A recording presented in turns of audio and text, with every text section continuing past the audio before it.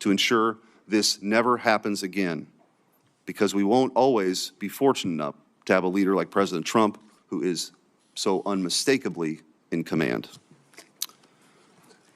Senator Welch. Thank you very much. Senator Cornyn indicated the view of the hearing is that there was a constitutional crisis as a result of the cover-up of President Biden's decline. I believe there is a constitutional crisis. It's the collapse of Congress asserting its Article I authority to make decisions about the well-being of the American people. What has this Senate debated in the months that we've been here, other than nominations? Have we discussed the possible war with Iran?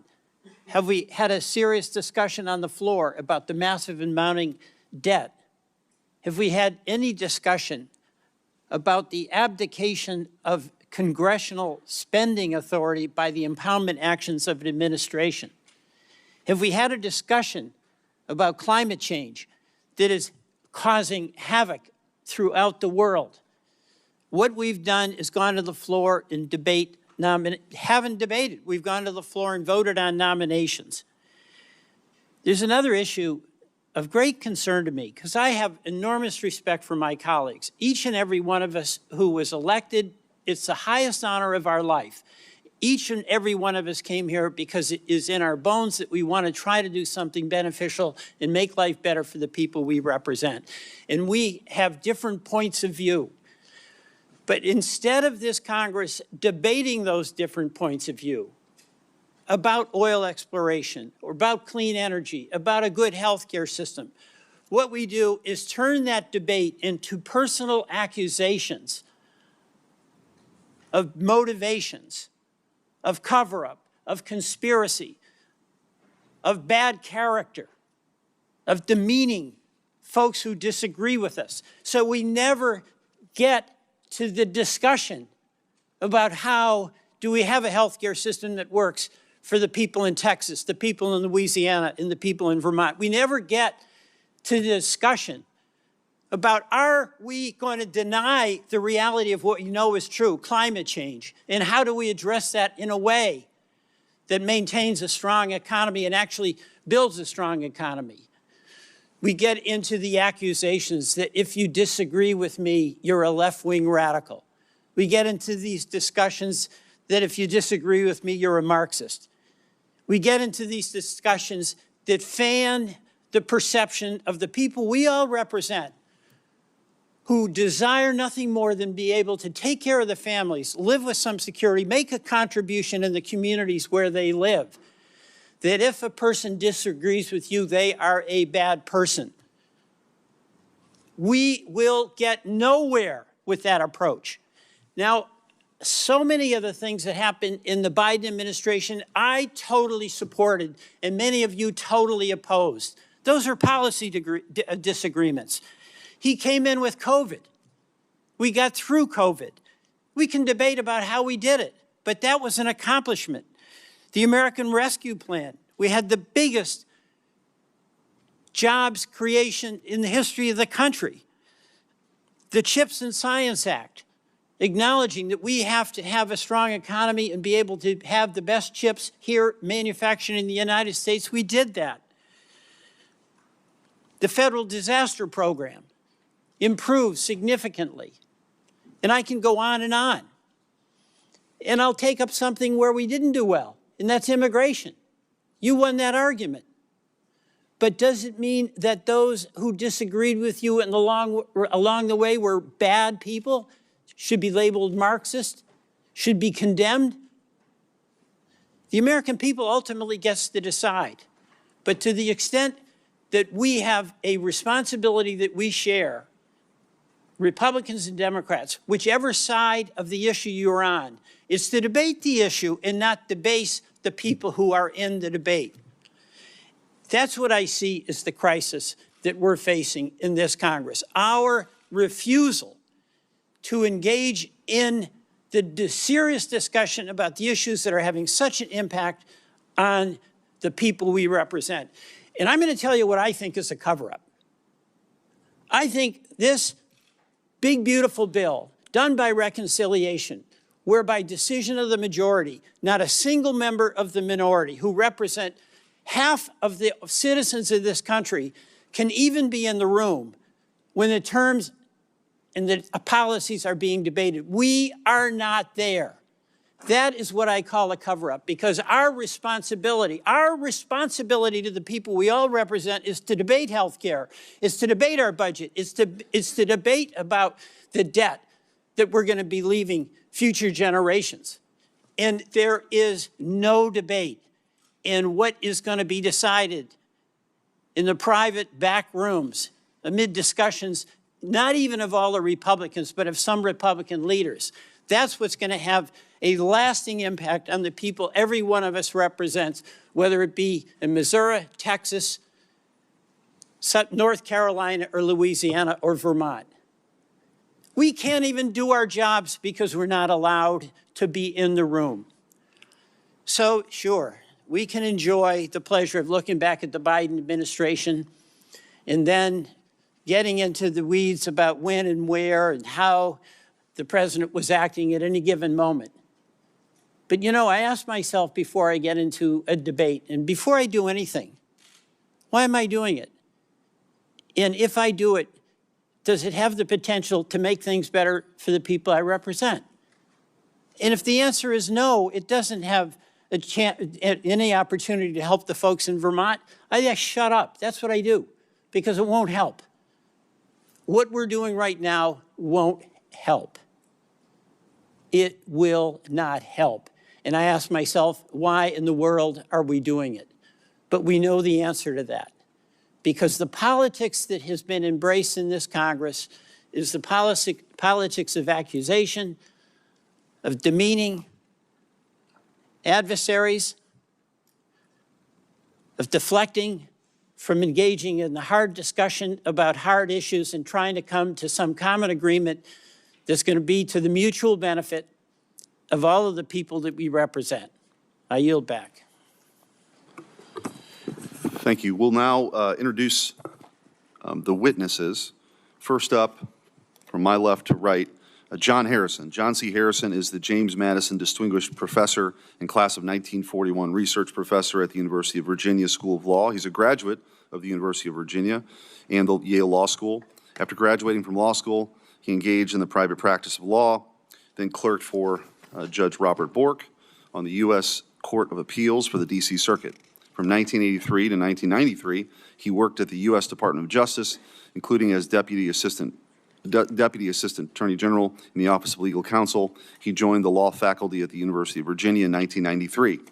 In 2008, he was on leave from the law school to serve as counselor on international law and legal advisor to the United States Department of State. His principal academic fields are structural constitutional law, administrative law, federal courts, and constitutional history. Skipping over the empty seat to Theo Wold. Theo Wold is a visiting fellow for law and technology policy at the Heritage Foundation. Wold is the former Solicitor General of Idaho. Previously, Wold served as the acting assistant attorney general in the Office of Legal Policy at the Department of Justice and deputy assistant to the president for domestic policy under President Donald Trump. Wold clerked at the U.S. Court of Appeals for the District of Columbia Circuit for Judge Janice Rogers Brown and the U.S. District Court for the District of Puerto Rico for Judge Jose Fuste. Wold is an intelligence officer in the United States Air Force. Wold holds degrees from Georgetown University, where he studied government and English, and from the University of St. Andrews, where he studied English literature, and a JD from the University of Notre Dame. Mr. Wold and his wife have 5 children and live in Boise, Idaho. Sean Spicer. Mr. Spicer served as the 30th White House press secretary, is the author of 4 best-selling books, and the host of The Sean Spicer Show. Mr. Spicer previously served as communications director and chief strategist of the Republican National Committee and worked for several members of Congress. He currently serves on the board of visitors of the U.S. Naval Academy, holds master's degrees from the U.S. Navy War College, and is in his 26th year of service in the U.S. Navy. Mr. Spicer is a native of Rhode Island and resides in Virginia. It is the tradition of this committee that all witnesses will be sworn in. If you'd please rise, I'll swear you in now.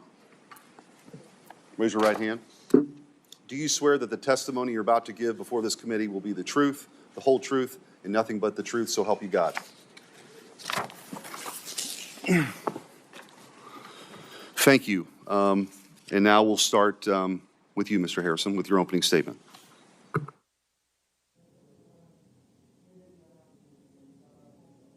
Sure, Mike there. Thank you.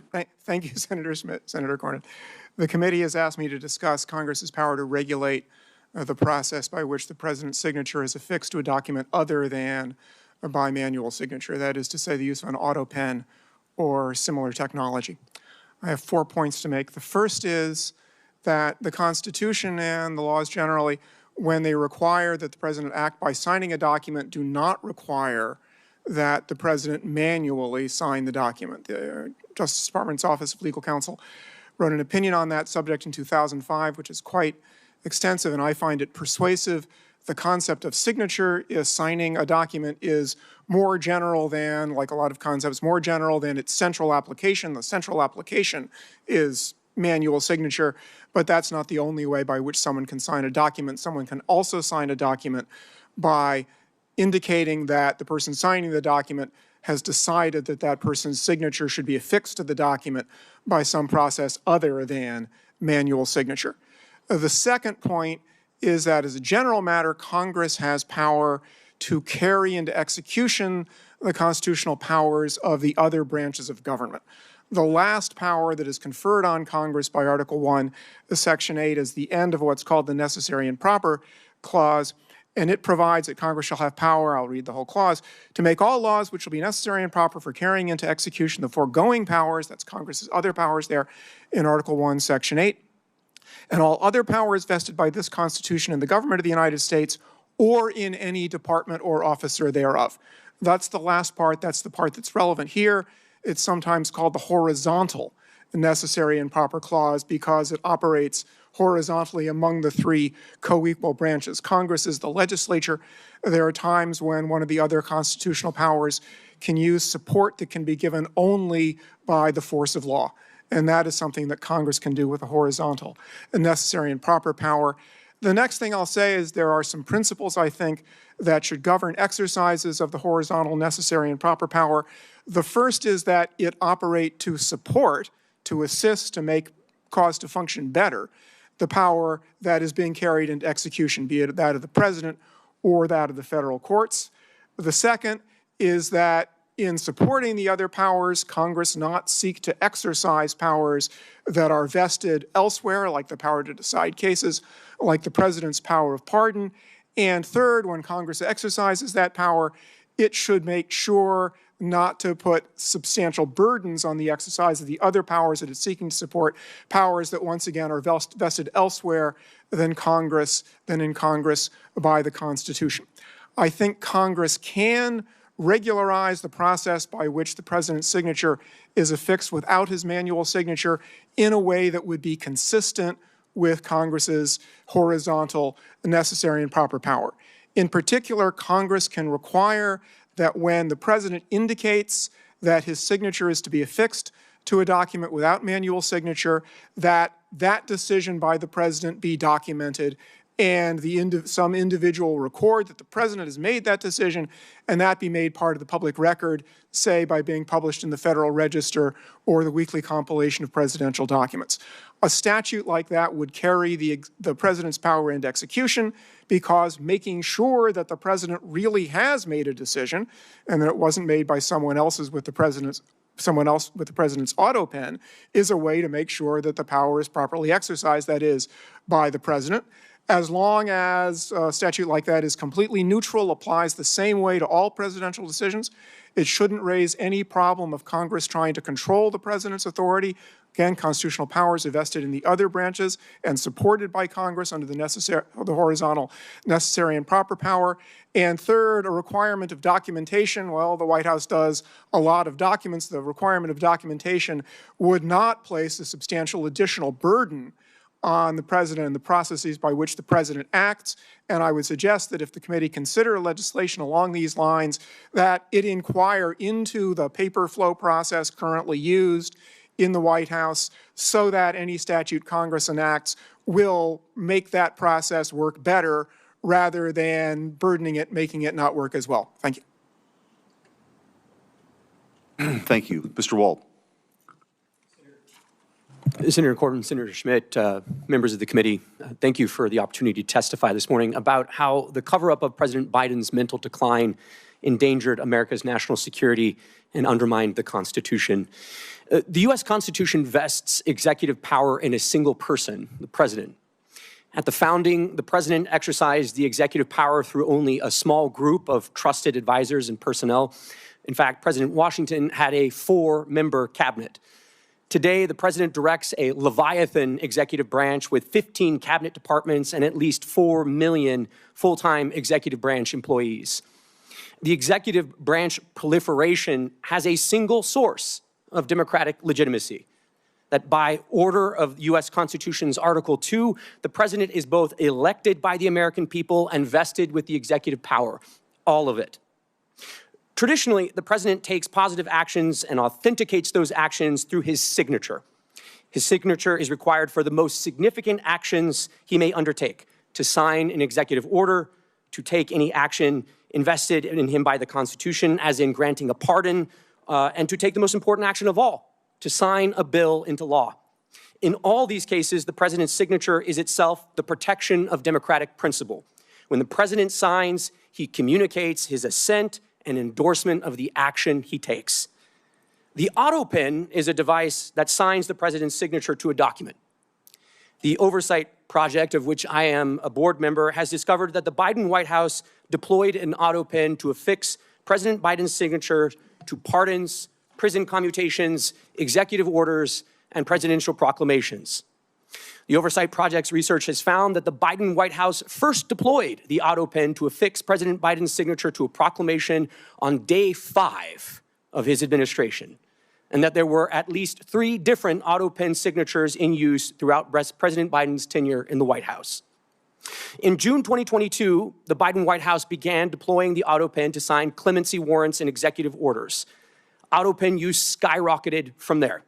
We found that of the 51 clemency warrants issued during the Biden presidency, over half, 32 in total, were signed with an auto pen. And these include some of the most controversial acts of clemency of the Biden presidency, including death row commutations and the preemptive pardons of members of the Biden family, Dr. Anthony Fauci, General Mark Milley, and more that were issued in the final days of the Biden presidency. We reviewed President Biden's schedule in his publicly available media and were unable to find any record of President Biden's personally approving these actions, such as a statement issued by the president himself to reporters. In addition, we found that the Biden White House used the auto pen to affix President Biden's signature to clemency warrants and executive orders while the president himself was in Washington, D.C. for at least some of that day, and thus was presumably available to sign important executive actions. Finally, we found multiple days where President Biden wet-signed a bill into law, but used an auto pen to issue an executive order or for other important executive actions. The Biden White House's widespread use of an auto pen to affix President Biden's signatures to documents that exercise executive powers belonging solely to the president poses significant constitutional, legal, and practical considerations. Once the president's signature is copied and loaded into the auto pen, the machine can sign documents as the president himself would. To be blunt, by using the auto pen, anyone can sign documents as the president himself. Now, to be clear, I'm not here today to suggest that the auto pen is bad. It's just technology. I'm here today because of questions concerning President Biden's capacity and whether the auto pen was used to usurp presidential power or to conceal the president's decline. As the sitting president's mental acuity declined, potentially to the point of incapacitation, his administration's expansion of the powers of the presidency raises more questions than answers. Any investigation into this matter should focus not only on whether President Biden directed or authorized subordinate staff to take action in certain instances, but whether he had the capacity to do so at all. The 25th Amendment lays out clear procedures for what to do when the president is incapacitated. It was carefully drafted and informed by our nation's history. The Biden administration ignored it all to aggrandize executive power and push the country further in their preferred ideological direction. It is our obligation at this point to get to the bottom of these issues and asked the important question as to whether or not the AutoPin and other devices were used to cover and obscure President Biden's mental decline, undermining our national security and also the Constitution. Thank you for the opportunity to testify this morning. Right on time, pretty impressive. Thank you. Mr. Spicer. Chairman Schmidt and Cornyn, members of the committee, thank you for having me. I was asked to share my experience as a senior White House staffer with respect to the interactions that I and other senior staff had with President Trump during his first term. During my tenure as press secretary, I interacted with the president multiple times every day. Most days I would talk to him by phone or in person early in the morning and then multiple times throughout the day, including weekends. For the most senior positions in the White House, those designated by the rank of assistant to the president, which includes the White House chief of staff, the White House counsel, and the press secretary, it is critical to have regular interaction with the president. The position of press secretary especially demands this type of consistent and intentional communication. I or any other press secretary, regardless of administration, could not do the job effectively without regular communication with the president. It was my responsibility to have the most up-to-date understanding of President Trump's position on policy, personnel, and everything in between. Admittedly, I made a couple of rather high-profile mistakes during my tenure. You may have read some of them. But in all cases, those mistakes occurred when I wasn't connected with the president's thinking or position on a particular issue or policy. Coordinating and collaborating among even the most senior staff cannot replace direct communication with the president himself. In my position, I was very well acquainted with the president's work, his day-to-day responsibilities, and his fitness for office. I watched him serve with the strength and endurance of a man half his age. As you can see on almost a daily basis through events, statements, and social media posts, he's up early and ends his days very late. Yet in several instances during his first term, the media questioned his fitness for office. Guests and so-called experts like Sanjay Gupta at CNN were called upon to speculate on the result of Trump's physical and mental well-being. The Washington Post ran hit pieces with headlines like, "The White House struggles to silence talk of Trump's mental fitness." Vox wrote, "Is Trump mentally unfit to be president?" NBC ran a story by the Associated Press that raised mental health concerns regarding the president. CNN's Brian Stelter questioned if members of the news media were, quote, tiptoeing around obvious questions about President Trump's instability. These headlines were not isolated instances. Most major news outlets ran with these ridiculous type of propaganda pieces. To use one of the media's favorite terms, these inquiries were without evidence. That brings us to the juxtaposition of how the very same media covered the Biden administration. To be blunt, the legacy media failed the American people. They failed to do their job. Many, rightly so, believe the media in this country is culpable in covering up the obvious decline of the 46th president of the United States. The scrutiny that was baselessly directed at President Trump during his first term was wholly absent from the media coverage of the Biden White House. The media lacked any sense of curiosity that would naturally stem from what the public could see with their own eyes. Even in the face of deeply concerning and public signs of President Biden's mental and physical decline, legacy media outlets were silent. Biden and his senior aides flatly dismissed the need for a cognitive test during his tenure, as had been requested of President Trump. Yet no protest was heard from the voices that were so critical of Trump. With the exception of a couple White House reporters like Fox News Channel's Peter Doocy, reporters generally refused to breach the subject at White House briefings. News outlets weren't the only ones complicit in covering up Biden's decline. Presidential staff would have or should have been interacting with Biden on a daily basis. At best, his administration was grossly negligent. At worst, Biden's staff actively concealed his fitness for office. When White House Press Secretary Karine Jean-Pierre said President Biden could run circles on her, there were only two possible conclusions: that she herself was in poor health and in need of medical assistance, or that she was lying. There is no question that a vast difference between how President Trump interacted with his staff and how President Biden did. Whether one supports President Trump or not, he is clearly the most accessible and transparent president in modern history. And there is no question who is running this country. The same cannot be true said of President Biden. It is the president who is elected by the American people. The role of staff is to execute his agenda and policies. I thank the committee for holding this hearing so that going forward, the American people can have the confidence in who is running the country and making critical decisions. The American people deserve no less. Thank you for those opening statements. The minority did not call any witnesses for today's hearing. They have chosen to ignore the hearing as they chose to ignore President Biden's mental decline, but we do have a short video of some previous statements from the Biden administration officials and Democratic Party officials telling us not to believe our lying eyes. We can play the video.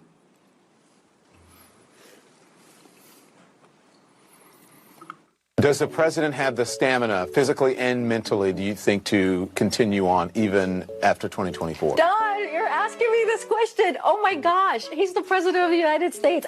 You know, I can't even keep up with him. The most difficult part about a meeting with President Biden is preparing for it, because he is sharp, intensely probing, and detail-oriented and focused. I can testify because I've been working very closely with this president for the past 2 years. I've been knowing him for 30 years. And I'm telling you, this guy's tough. He's smart. He's on his game. Joe Biden has vision. He has knowledge. He has a strategic thinker. The president is focused. He's detail-oriented. He's always thinking about the big picture. He is engaging. He is capable. He has an incredible record as president. And I'm often with him on foreign trips. He's at the top of his game. So he has a vision. He has knowledge. He has judgment. He has a strategic thinking. I met with the president, 5 or 6 weeks ago, and he seemed fine to me. I have complete confidence in the president. I have watched him expertly guide meetings of staff and cabinet members. I could not have more confidence in the president. I would just tell you that I meet frequently with the president, and every single time I meet with him, he is just fine. But he is, again, knowledgeable, wise. Incredibly sharp, incredibly probing, incredible command of the details. He is sharp. He is on top of things. There is nothing to these challenges, these suggestions that somehow he's not sharp and he's not capable. We see Joe Biden up close. We know how attuned he is to the issue. And you're going to see how smart he is and the experience he has. I say his age is an asset. Aha! He's wise. Yes, he's wise. He has wisdom. He has experience. And his experience, because of his age and his wisdom, has been invaluable to this country. A lot of countries, people who've been in office a longer period of time are praised for their wisdom. I have seen a lot of 72-year-olds not as capable as this 80-year-old. It is hard for us to keep up with this president. His mental acuity is great. It's fine. It's as good as it's been over the years. He's fine. All this right-wing propaganda that his mental acuity has declined is wrong. And this kind of sense that he's not ready for this job is just a bucket of BS that's so deep, your boots will get stuck in. Okay. Professor Harrison, I do want to ask a couple questions. I just want you to presume for a moment that that a pardon was issued under President Biden's auto pen signature, but issued without his direction. It comes to light that that he actually didn't direct it. A member of his staff used the auto pen for a pardon. What recourse is available under those circumstances? Well, Senator, I think there would be two questions. The first has to do with whether, and I can't answer it other than to identify the question, which is to say sometimes documents that are properly authenticated are treated as having been validly issued even when they're not. That can happen. There are legal rules that produce that result, and I don't think there is such a rule about a pardon, but I would have to inquire into that again because there are such rules. The other thing I'd say is that for a pardon particularly, the only situation I can think of that clearly would bring into question whether the pardon was valid, which was the first question, was if the government sought to prosecute someone and the person who purportedly received the pardon offered the pardon as a defense, then the government might say that, no, the pardon was invalid and therefore you weren't pardoned, you're still subject to prosecution. There might be some other way for a question like that about a pardon to come up. I can't think of another, but that's the one I can think of. So from your perspective, let's just say that if there isn't any other legal recourse other than the one that you sort of brought up, what advice would you give to this committee or this Congress or this Senate to address that? What remedies could the legislative branch enact? It's hard to think of anything Congress can do ex post. That's why I do think that it would be advisable ex ante to improve the process of authentication and make it more clear that documents that are signed by AutoPen really do reflect a decision by the president. That done in advance will make whatever the authentication system is more reliable. Mr. Wold, given sort of the role that you played in trying to provide more transparency of what happened during the 4 years under Joe Biden, who was running the country under Joe Biden? Let's just take the last 2 years. It's a great question, Senator, and at some level, I'm not the right witness for this hearing. I mean, there should be members of the media here, maybe some of your Senate colleagues who had known the president over the years and obviously had close proximity during the time of his administration, and obviously his staff. I think, sort of align with your previous question, there is a real consideration here on authentication. And in my time in the first Trump White House, there was an exhaustive process to determine how paper flowed into the Oval and when the president had given his assent to a certain action. That was through, in fact, 2 different policy channels, the staff secretary, and then there was also an office, essentially of policy management, guiding the flow of documentation. If the Biden administration staffers and personnel wanted to put this to bed, they could very easily dispel all of this by saying, here are the documents that show the president assented to these actions. The Trump administration would have that. Previous administrations would have that. And if that's not there, then there is cause to improve the way that executive branch employees authenticate actions undertaken by the president. Yeah, I mean, the president actually performing the functions of president is kind of an important thing in our constitutional order. You had, kings used to affix their seal to show that this was an official declaration from the sovereign in this country. The sovereign are the people. They delegate, the authority to their elected representatives. And as you mentioned in your opening statement, there's only one person elected by everybody. So that signature, this is not just a small point, that signature issuing a pardon for someone who'd been convicted of a crime, or in the case of Joe Biden, these preemptive pardons, which are sort of unprecedented, is a big deal. And I think that's part of the reason why we're here today. Mr. Spicer, I wanted to ask you, you alluded to this, but the media is so desperate to make sure President Trump never got back into office. Of course, you saw the lawfare that took place, but then, of course, this narrative that Joe Biden was fine, don't believe your lying eyes, until that they couldn't deny it anymore based on the debate.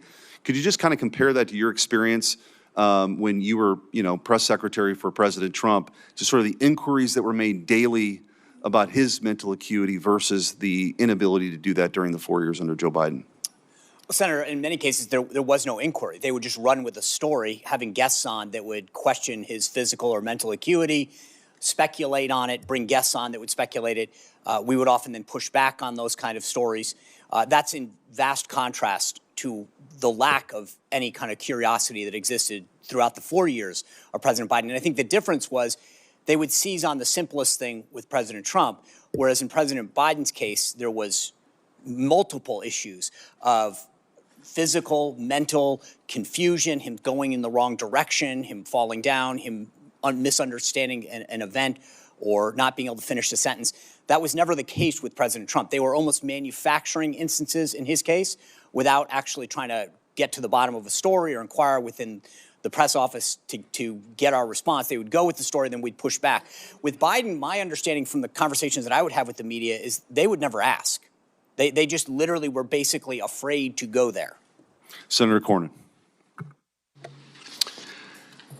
Professor Harrison, it strikes me when talking about the auto pen, there are really 2 issues. One is the mechanical use of an auto pen in lieu of an actual signature by the president.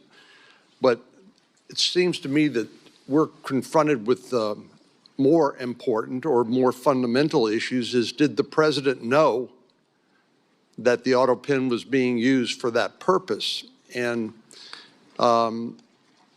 so one would be if somebody stole the auto pen and was signing pardons on behalf of the president, but what we're confronted with here is really the capacity of the President of the United States to understand what he was supposed to be doing. And just thinking about other areas of the law where capacity is important, and whenever it comes to people writing a will, let's say, for example, disposing of their property to their children and grandchildren, occasionally there arises the issue of testamentary capacity by the person disposing of their property. And generally speaking, to have testamentary capacity, that person must understand they're signing a will, they comprehend the nature and the extent of their property, they recognize their relationships with potential beneficiaries, and understand how the will disposes of their assets. So why can't we have a similar inquiry into the executive capacity, let's say, of the President of the United States to actually know what he or she is doing? Senator, you're absolutely right that question, whether the president or somebody else who holds official power has the legal capacity to exercise it, is distinct from authentication of documents. Authentication of documents is important, but capacity is another question. With respect specifically to the president, I think the answer there is, and this may be out of the frying pan into the fire kind of answer. The answer there is Article 2 and then the 25th Amendment deal with the situation in which the president is unable to exercise his powers and duties.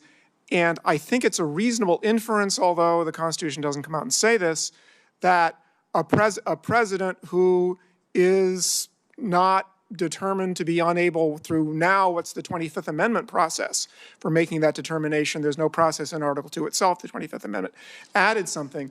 A president who has not been, pursuant to the 25th Amendment, determined not to be able to exercise the powers and duties of the president is presumed to have capacity to do that.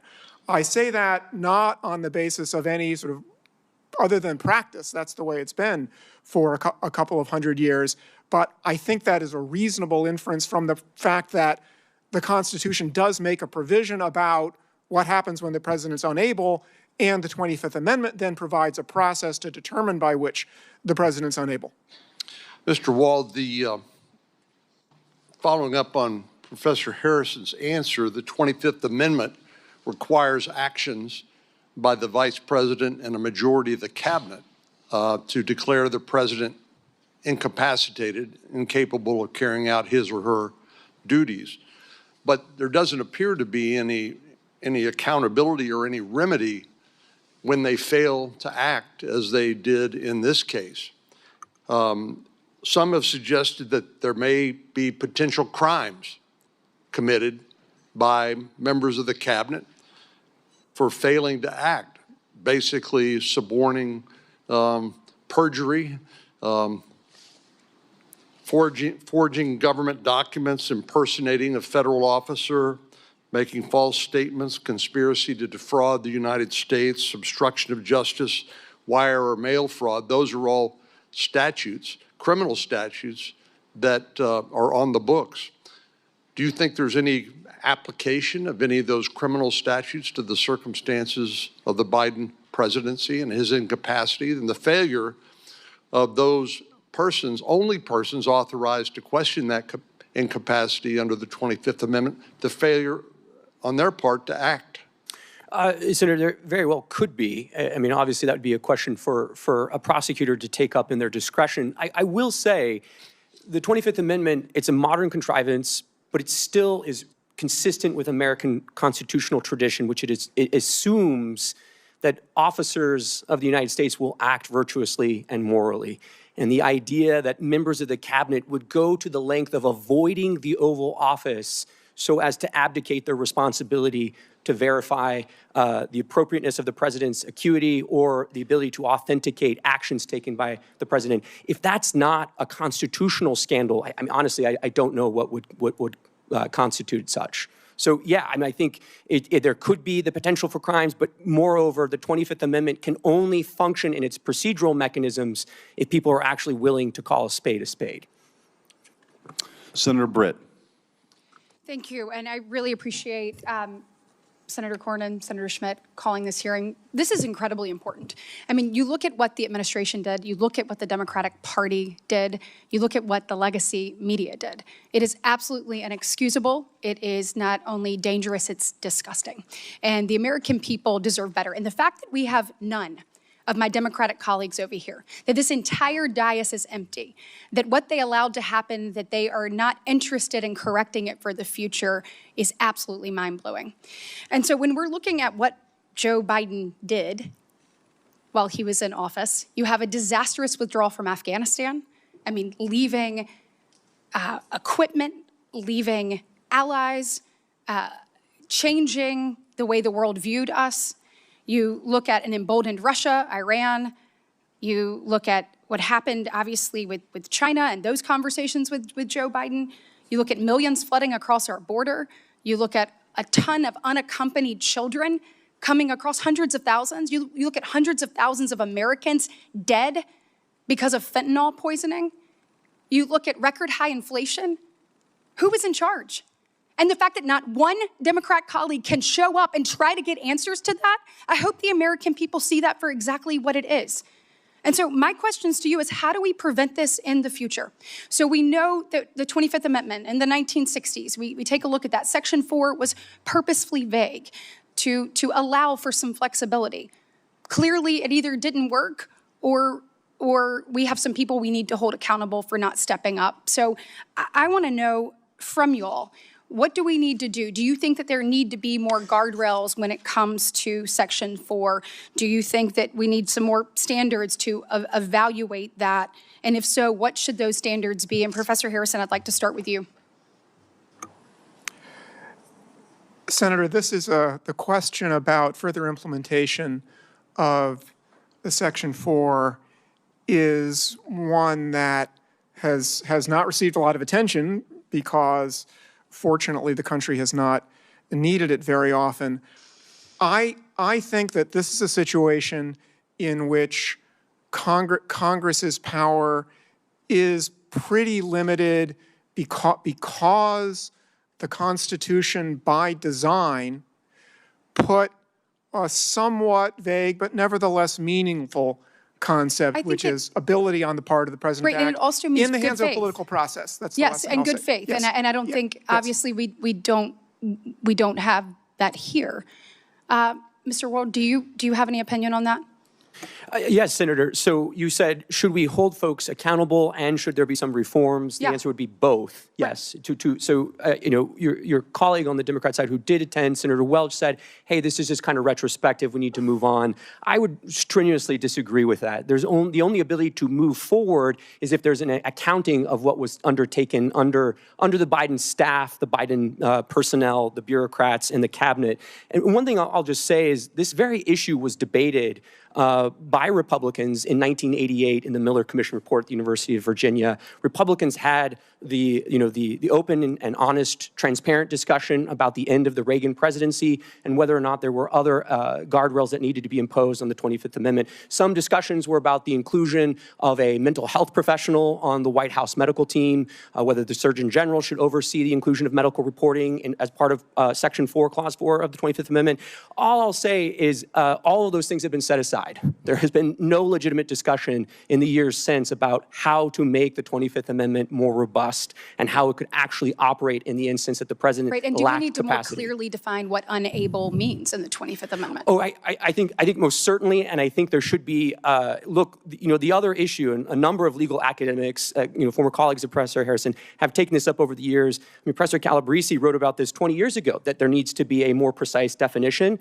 And there are lots of issues related to succession. There clearly does, because, I mean, even from all of us from the outside, we're saying there is a problem. And the fact fact that we could get no one on the inside to actually take a look at what they already knew to exist and then be able to hold them accountable. We have to have other guardrails moving forward. And that is absolute. So we need to be talking today about what those guardrails are. I have a question. I'm running out of time. It's two things. One, senior staff. So I have been a senior staff member. You take an oath when you get to come and work in this body. You want to make sure you're doing what's best for the United States of America, for the state you serve, all of the things.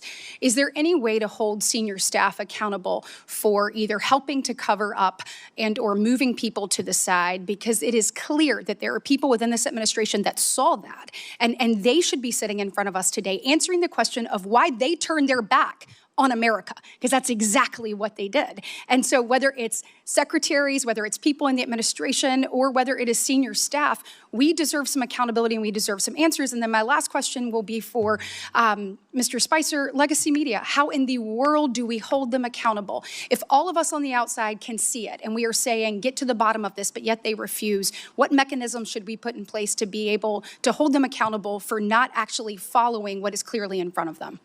Senator, you're asking the right question. When it comes to accountability, it can't be overstated. When the Biden White House stripped 440 White House hard passes from independent journalists, they were attempting to control the narrative, to make sure that no one who wanted to hold them accountable was silenced.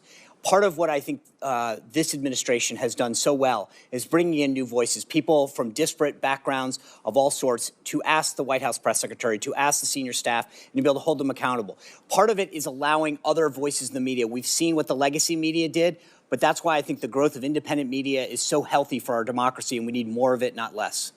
Thank you. And then the senior staff question, please. Yeah, look, Senator, I mean, senior staff from the first Trump administration were brought in before committees and investigated for their participation in drafting the president's remarks on January 6th, for drafting a speech. So if there was an effort by senior staff, the Politburo, as they seem to like to have called themselves, if they were purposely distancing cabinet members, evading difficult Q&A with press, all as an attempt to conceal the president's mental acuity, yes, they should be held accountable. Thank you. Thank you. Senator Moody. Thank you, Senator Cornyn, Senator Schmidt. Appreciate you holding this important hearing. And certainly I appreciated my colleague, Senator Britt's remarks in listing out so many of the failures of the last administration as they played out. I think Americans, yes, sat horrified as they watched these events unfold, but at the core of those failures were bad policy decisions. And the truth is, people talk a lot about the end of the Biden administration and his debate performance. But those of us that were involved of the repercussion and the consequences of some really bad, irresponsible, reckless, I would say dangerous policies, and we're involved from day one of the Biden administration, we started questioning immediately who was making these decisions, because they were so disastrous for the security of this nation and the safety of our people. So I would say from day one of the presidency through all 4 years, this was a legitimate question, and every single failure that Senator Britt listed was the consequence of a policy decision. When I was the Florida Attorney General, one of the very first executive actions that came out undid both Republican and Democrat presidential precedents of saying, if someone is here in our country and they're here illegally and they are committing serious felonies, we are deporting them. And actual priorities were that those were the ones they went after first. And one of the very first actions that came out of that White House was they abandoned that both Democrats and Republican presidents had enforced, and released to all law enforcement around the nation that they were no longer going to make that a priority. When sheriffs were calling and pleading with us to take these people from their jails and not make them release them back into the communities, we would try and communicate this, but indeed they were canceling detainers and releasing these people into the communities. They were taking people that were brought here from other countries, brought here only to prosecute because they were a danger to our nation and our people. And instead of deporting them after their prison sentences, they were pushing them into the United States. And I don't think it should be lost on anyone that just yesterday it came out. You know how many the Trump administration pushed into our interior in the last full month? 0. And I want you to compare that to a month of the Biden administration where hundreds of thousands of people, barely vetted, if vetted, were forced into our nation's interior. And you've seen these consequences play out. It's not just rape victims, murder victims, robbery victims. We've caught people here that's from foreign nations that are on the terrorist watch list that can cause some of our nation's biggest tragedies and devastation. That is the undermining of what a commander-in-chief is supposed to do in those policies. We saw it day one, and that's just one example. And it played out for 4 years. So I think one of the reasons that you see not one Democrat in this hearing room right now asking these questions is because how do you defend the indefensible? What are they going to say? I mean, there has never been a more reckless, negligent administration that I can remember in my lifetime. And as an attorney general, as the wife of a law enforcement officer, as a federal prosecutor, as a judge, I sat horrified that that was the person that was in charge of our safety, our commander-in-chief, in charge of our borders. And I know, Mr. Wold, you have talked about the danger in executive actions being pushed out when somebody's not in charge that understands how it's affecting the safety of this nation. I'm sure based on your prior experience and some of the things that you saw being pushed out, I often thought, this is a radical aide's dream. You have a commander-in-chief probably not able to pay attention, and they're pushing out policies left and right. Tell me in your experience if you noticed anything where that could be the case coming out of that administration. Yeah, thank you, Senator. I mean, I think on the immigration score itself, so many of those sort of special powers exercised by President Biden on parole, on temporary protected status, they require the president to do those in his own name, correct? It's a case-by-case evaluation performed by the chief executive. And so I think in reviewing some of those, when I was sitting on the sidelines, the question I had was, what does the paper process look like for that? How did DHS work that up? How did it go through the staff secretary's office? And what was the president briefed on as far as the policy considerations tied to some of these decisions to bring in violent criminals from Haiti or Nicaragua into the interior of the United States? And did it concern you when you learned, and we are now uncovering, that cabinet officials were kept from meeting with the president for months at a time? Look, I mean, if you go back through our history, Senator, so Grover Cleveland, Wilson, FDR, JFK, President Johnson, President Biden, it's almost a Democrat sport to keep from the American people the health and acuity of the chief executive. They've been doing this for a long time, but this is of another level, especially as Mr. Spicer was mentioning, the complicity of the national media in obscuring this, but also that cabinet officers would go to the lengths of avoiding interacting with the chief executive because they were fearful that they would have to speak to his diminished capacity. And I'm running out of time, and it was of particular concern that the media seemed to never ask him about executive actions and policy. Favorite flavor of ice cream? Yes. Why he was pushing dangerous criminals into the interior of this nation? No. And that is why I think this hearing was so very important.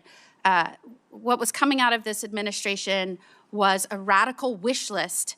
And certainly you can see it, what has happened to the consequences playing out right now. And now I think we're all seeing why. Thank you. Senator Blackburn. Thank you, Mr. Chairman, and I'm so pleased. I join my colleague from Florida in saying it is time that we have this hearing. All across Tennessee, I hear from people every single week that say what was really going on in the White House, and why would no one say anything when, with your very own eyes, you could look at any of the footage and see what was transpiring with President Biden. And I think the fact that many of his own cabinet members knew that he was not fit to serve and that there was a cabal behind the curtain who was making all the decisions.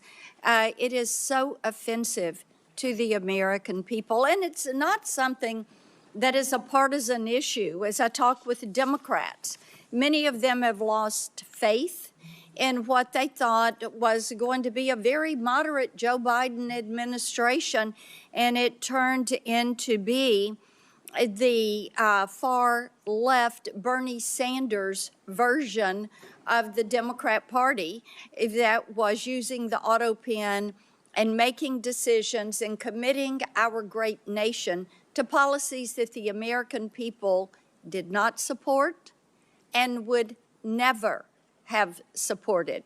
And I fully believe that because of that overreach and that flippant attitude that much of his staff had toward the policies of this nation, to people in the administration that chuckled about tossing gold bars off the Titanic.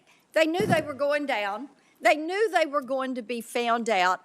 And they probably knew at some point there would be a hearing like today, and the other side of the dais would be completely empty because no one can defend what they did. Mr. Wold, I want to come to you for a moment and talk about something that was really a disturbing revelation from the Tapper Thompson book. And you know, this is part of the thing. Now we're finding out the media was all a part of the joke. They were part of the ruse. They were part of the fraud that was pushed forward. A Biden staffer told the authors that Biden just had to win and then he could disappear for 4 years. That's all they needed to do. And, you know, following statement was he'd only have to show proof of life every once in a while. And as I had a Tennessean say to me, when they had actually downloaded this book and read it, and then they said, you know, how stupid do they think we are? And the disrespect this administration showed to the American people. Why is it that the American people appreciate that President Trump goes out and nearly every day is taking questions and answering questions? Is because they have now found out that these staffers were willing to do undemocratic things, as using their term, to keep the president in office, to keep Biden there. They were willing to do undemocratic things, unlawful things. So, Mr. Wold, let's talk about that behavior and how that undermines the faith of Tennesseans and all Americans in our public institutions, because they could see what was happening, but they were being lied to by people in the White House who were probably then running in their office and saying, well, we pulled it off another day. Yeah, Senator, I mean, this is a theme you've talked about for many years, which is the executive branch is enormous. I mean, there are close to 1,000 employees in the executive office of the president. There are nearly 4 million full-time federal employees throughout the 14 departments that the president oversees. Executive power as accountable to the people of this country really manifests in two ways. The power of the president to remove bureaucrats and to fire them, and to affix his signature to official actions that he undertakes. So when the Washington establishment says something to the effect of, well, democracy dies in darkness, yes, it does when there are staffers, the media, cabinet officials, senior advisors to the president who all create a covering sort of shroud of darkness that obscures who is actually making the decisions. And one other thing I'll just say very quickly, a number of your colleagues on the Democrat side have said, well, there's an OLC opinion here. We don't need to talk anymore. There's an OLC opinion. It says you can use the auto pen. the opening paragraph of that OLC opinion says you can use the auto pen, but only when the president directs that you do so under his decision-making power, right? It is very clear again and again that the president actually has to make the decision. That cannot be delegated to a staffer or an advisor. And there's no indication here that anyone other than staff were making these decisions. Thank you, Mr. Chairman. Thank you. Senator Hawley. Thank you, Mr. Chairman. Thanks to all the witnesses for being here. You know, the visual, sometimes it really is true. A picture speaks louder than words. It's worth 1,000 words. And here, all you have to do is look over at this side of the dais to see that the stone wall continues. I mean, from the party that lied to this nation for 4 years, let's just take a look at some of the things that our colleagues said on the Democrat side when their own Justice Department was concluding that Joe Biden, who, let's not forget, illegally took classified documents and kept them in his garage, in his freezer. I mean, Lord knows where. He just certainly didn't know. Their own Justice Department interviewed the guy and concluded he could not form the requisite mental state to stand trial. He did not have the mental ability to stand trial. And what did our Democrat colleagues say? Vice President Harris says, oh, no, the way that the Hur report characterized the president is so wrong. The president's demeanor is totally fine. Senator Smith, what the Hur said about the president not remembering his son's death, so unfair. Senator Kaine said this is grandstanding. Senator Fetterman said it's just cheap shots. You had other senators saying, Senator Ossoff in February of 2024, saying, and I quote, I found the president to be sharp, focused, impressive, formidable, and effective. In June 2024, Congressman Jeffries insists Biden was, and I'm quoting again, incredibly strong, forceful, and decisive. Where are they now? They don't want to answer for any of those quotes now. They lied to us for 4 years, and we know they lied. They know they lied. It's why they're not here. They don't want to answer a single question. They can't bear to show their faces in public. And you know what? It's right that they can't do that because the bill of goods they sold this country, they walked this country right into one of the greatest constitutional crises of our history, And now they are afraid to even show up to admit it. These are people, and this is a party that cannot be trusted with power, that cannot be trusted to tell the truth, the most basic truth. They all changed their tunes after Joe Biden debated President Trump, and the whole world could see he couldn't even form a sentence, that running this guy for president again is a form of elder abuse. My, how they changed their tunes after that. Now they can't even show up in public to talk about it. This is embarrassing. But worse than that, it's dangerous. It is dangerous for this country. Mr. Wold, I want to pick up on something you just said a second ago about the OLC and their opinion as to when an auto pen can be used. Just be clear about this. Auto pen means not signed by the person. Auto pen is basically push of a button and it gets signed. OLC says only when the president specifically directs it and it is under his direct authority. Do I basically have that right? That's correct, Senator. So based on the facts we know, did that happen in this case with all of the pardons and clemencies and other giveaways that Joe Biden signed? Assuming that the Biden White House complied with sort of traditional practice of presidential administrations and that there was record keeping either from the staff secretary or others, there should be records to indicate either through covering memorandum or briefing books where the president would have signed his signature authorizing this decision. None of that has come forward. That would be very easy to dispel some of these concerns.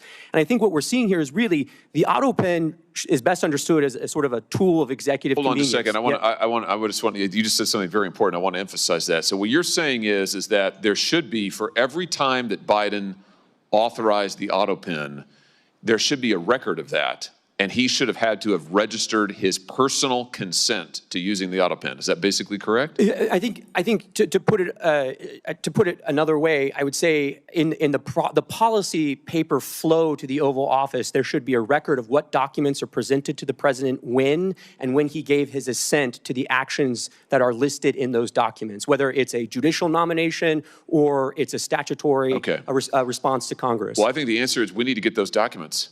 And I just say to our friends in the media over here, you guys need to be asking for those documents, and we need to be asking for them, Mr. Chairman. We need to see those documents. And the president, the former president now, can certainly choose to release them. I'm sure they're part of his personal papers, right, Mr. Wold? And that's correct. And the first place to start would be the staff secretary's office under President Biden. Oh, here's the trail. If you want to know, if you want an answer to the question, did Joe Biden actually assent to the use of the auto pen and all? You think of all the people he pardoned, he granted clemency to, murderers, drug dealers, child rapists. Let's find out, did he actually authorize it? There should be a record of it, is what we've learned today. Thank you for that testimony, Mr. Wold. There should be a record of it. So this is a binary question. It's not, oh, we don't know, gee, it's hard to say. No, actually, we can find out. So right now, today, I call on President Biden, former President Biden and his staff, release the documents. You have them, you know you have them, release them. If what you did is legal, and if you're really not embarrassed about it, and you think it was totally constitutional, release the paper flow. Show us the documents where the president authorized the use of the pen for every single pardon and clemency and stay application. Let's see it. Let's see all of it. And if you won't do it, we should subpoena those documents, and we should find out the truth of who was really running the White House, because I think we can see it was not Joe Biden. Thank you all for being here today. Mr. Wold, thanks for your testimony. Senator Kennedy. Thank you, Mr. Chairman. Gentlemen, I want to try to separate policy and politics for a second. I know it's hard to do around this place, but I thought Senator Cornyn made a very good point in his opening remarks. I think Senator Schmitt made the same point that the policy here is very important. And I want to ask you your opinion on the policy. Professor, tell me briefly, I know you came to talk about auto pens, but tell me briefly about the 25th Amendment. Well, Senator, the 25th Amendment provides the process by which to implement a principle that's in the original Constitution, which is when the president's unable to exercise the powers and duties of the presidency, somebody else exercises them, starting with the vice president.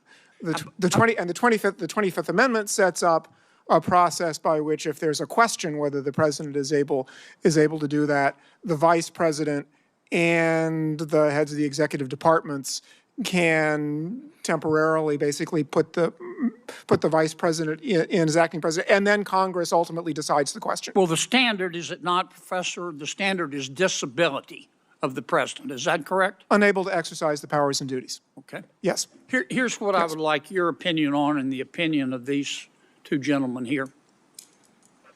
You have all been staffers. You've worked in government. You've had a boss. In Mr. Spicer's case, his boss was the President of the United States.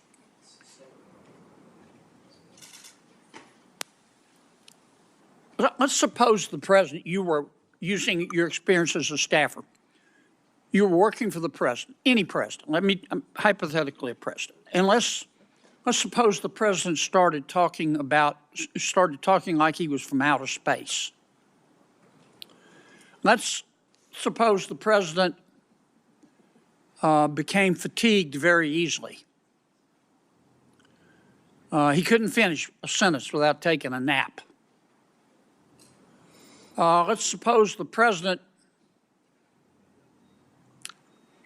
he was just physically in bad shape, mentally and physically. Mentally, he may or may not have, you're not a doctor, neurodegenerative disease, but physically you can see you could bake a Thanksgiving turkey in the time it takes him to walk across the stage. What do you think, as a member of his staff, what do you think is your moral obligation to say, wait a minute, the president can't do the job anymore? I know you're loyal folks. You believe in your president, this president, whichever president. I'm speaking hypothetically. You're loyal. You want to be a good staffer, but you also have a moral obligation. How do you reach that decision, Professor? And I'll go to each of you. Senator, I think the first thing you would have to do in a situation like that is exercise your own judgment. How serious is this problem? Because everybody has moments when they lose focus. It happens. But if somebody thinks this is a really serious problem, I think the first thing to do is the most difficult, which is to say to the president, because the 25th Amendment also provides that the president can say, I'm unable to exercise the powers and duties of my office. And suppose the president That would be extremely says, difficult, but I think it should be done. look, trust me, I can. And it's clear to you that he has neurodegenerative disease and he can't. What do? Do you have a moral obligation as a staff member to go to the American people and say, we've got a problem here, it may cost me my career? Senator, I think at that point you have an obligation to talk to the vice president, okay, who is in charge of the Section 4 process under the 25th Amendment. What about you, Mr. Wold? Do you have a moral obligation? I understand you want it to go away, you want to work it out with him, but you can't. When does a staffer have a moral obligation to stand up and say he can't be president anymore, she can't be? Well, Senator, the 25th Amendment only works if individual staffers or officers of the United States exercise that kind of moral judgment. That's what I'm asking you. Yeah, so, I mean, I think always, as the professor said, I mean, the presidency is an enormous burden, so it would be not one instance, it would have to be several instances of a failure to exercise judgment. How do you make that decision? You're the staffer, I get it. Yeah, well, I think it begins with prayer, of course, but after that, I think it's conversation with other staffers, and if you're unable to confront the president or to raise the issue with the vice president, you should resign. What about you, Mr. Spicer? Do you stand up and do it and tell the truth and run, or do you have a greater obligation to your boss? Well, luckily I didn't have that problem. But I would say that you have a moral obligation as an American, as a citizen, as a human being.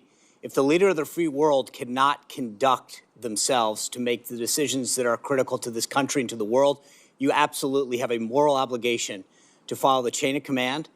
And if they don't act, then you must. Do either of you gentlemen disagree with that? Professor? Senator, I think acting means talking to the people who have the responsibility or in a position under the Constitution to do something. You don't with the agree with situation. Mr. Spicer? Senator, I'm not sure exactly what he has in mind, other than talking about the people who can make the decision. I'm just trying to ask. You've all been staffers. Suppose you go to everybody you're supposed to go to, and they all say, "My advice to you is to shut up." Do you have a moral obligation as a staffer to say, look, this person can't be president of the United States. It isn't policy. He physically can't do it. Senator Kennedy, it's not a question of whether a staffer has. Then we have the Biden FBI's anti-Catholic Richmond memo. That memo used the shoddy research of the radical Southern Poverty Law Center to accuse traditional Catholics of being violent extremists. Based on the records that I released the other week, there wasn't just one FBI document that used biased anti-Catholic sources, but over a dozen. And more FBI field officers were involved than we'd been led to believe. It wasn't just the Biden and Ray FBI that failed the people. Recently, I released records showing that the Biden Health and Human Services also failed to address the backlog of over 65,000 reports expressing concern for unaccompanied children. This included 7,346 reports related to trafficking. 36 cases have been accepted by U.S. attorneys for prosecution, with 11 arrests and 3 convictions so far. The Biden administration had a responsibility to do right by the American people. By any metric, they failed. The question is, what did the president actually know or even understand, and who was actually running the government? But regardless, the buck stops with the president, and President Biden will have to answer to history for what's happened the last 4 years. Now I'm going to turn over the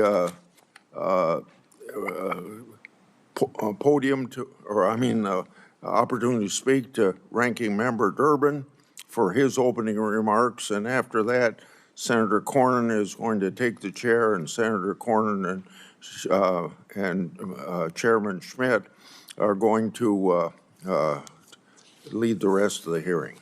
Proceed, Senator Durbin. Thank you, Chairman Grassley. This committee has oversight responsibility over the Department of Justice, the Federal Bureau of Investigation, and the Department of Homeland Security. We have a constitutional duty to hold these agencies accountable with public hearings. By this date in my first year as chairman of the Senate Judiciary Committee, we had already held 2 major oversight hearings with Biden administration agency heads, including one with the FBI Director Wray on domestic terrorism threats.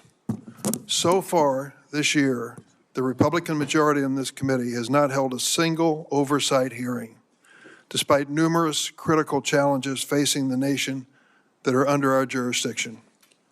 In the last week alone, several events have demanded this committee's immediate attention. The horrific assassination in Minnesota, the treatment of our colleague Senator Padilla by federal agents in Los Angeles, and President Trump's unprecedented deployment of the U.S. military in Los Angeles. We should hear without delay from Attorney General Bondi and FBI Director Patel about what they are doing to address the unacceptable political violence in our country, including threats to Article III judges and justices, as well as members of Congress. And we need to hear from the Homeland Security Secretary Noem about the treatment of our colleague, Senator Padilla, and this administration's mass deportation campaign against immigrants. But instead of exercising this constitutional oversight duty, my Republican colleagues are holding this hearing. Apparently, armchair diagnosing former President Biden is more important than the issues of grave concern which I have mentioned. To take a few examples of the issues this committee should be addressing, the Trump administration has removed dozens of senior career prosecutors and FBI officials with decades of national security expertise, leaving our nation more vulnerable to terrorism and other national security threats.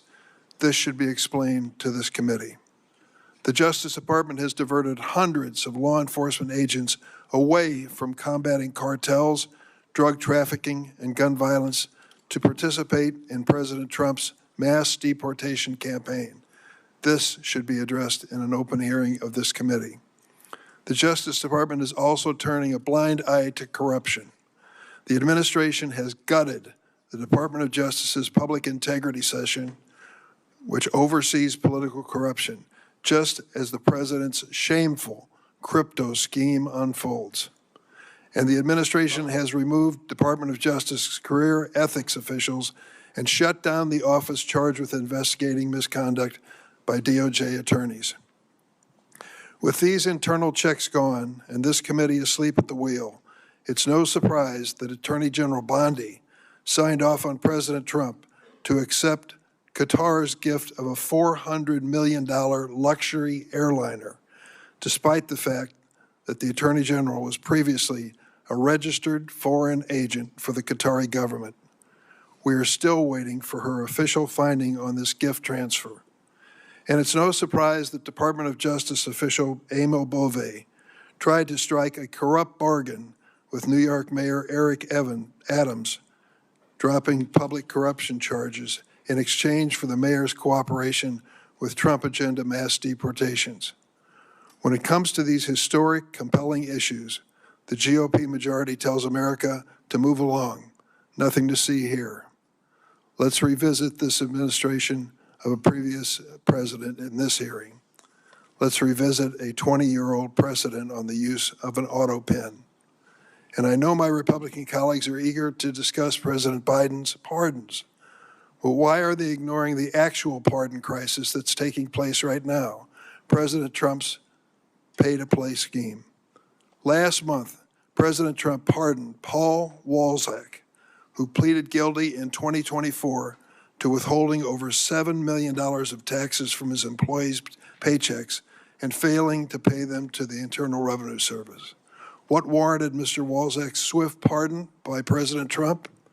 His pardon application explicitly cited millions of dollars his mother raised for President Trump's campaigns and other efforts to support the president. But that was not enough. It was 3 weeks after Mr. Walczak's mother attended a $1 million a person Trump fundraiser in April of this year that Mr. Walczak was miraculously receiving his pardon.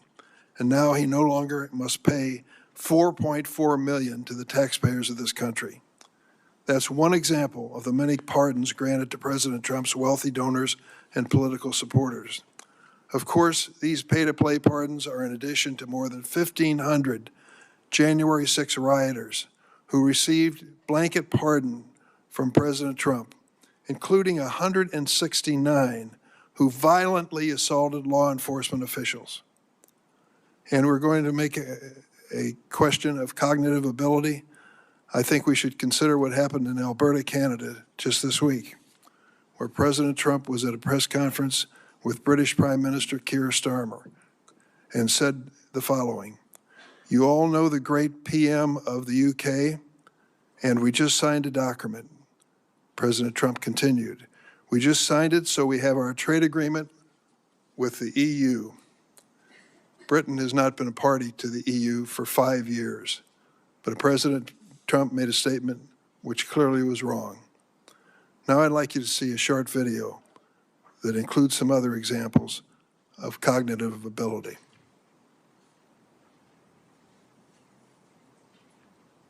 Don't you need to uphold the Constitution of the United States as president? I don't know. The windmills are driving the whales crazy, obviously. I have concepts of a plan. They're eating the dogs, the people that came in. They're eating the cats. They're eating the... I know about magnets is this. Give me a glass of water. Let me drop it on the magnets. That's the end of the magnet. The kidney has a very special place in the heart. Right, and then I see the disinfectant where it knocks it out in a minute, 1 minute. And is there a way we can do something like that by injection inside or almost a cleaning? This is a tough hurricane, one of the wettest we've ever seen from the standpoint of water. When you ran out the healthy arms, you ran out of really healthy. They had great arms, but they ran out. It's called sports. It's called baseball in particular. Can't understand a word he's saying.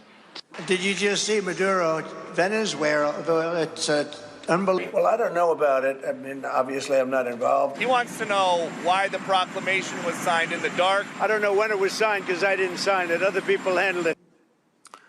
Do any of these statements raise a question of cognitive ability? You be the judge. If my colleagues are truly interested in issues of presidential succession and disability under the 25th Amendment, I would suggest they embark on this constitutional journey with a proposed amendment, not today's political adventure. I yield. Good morning.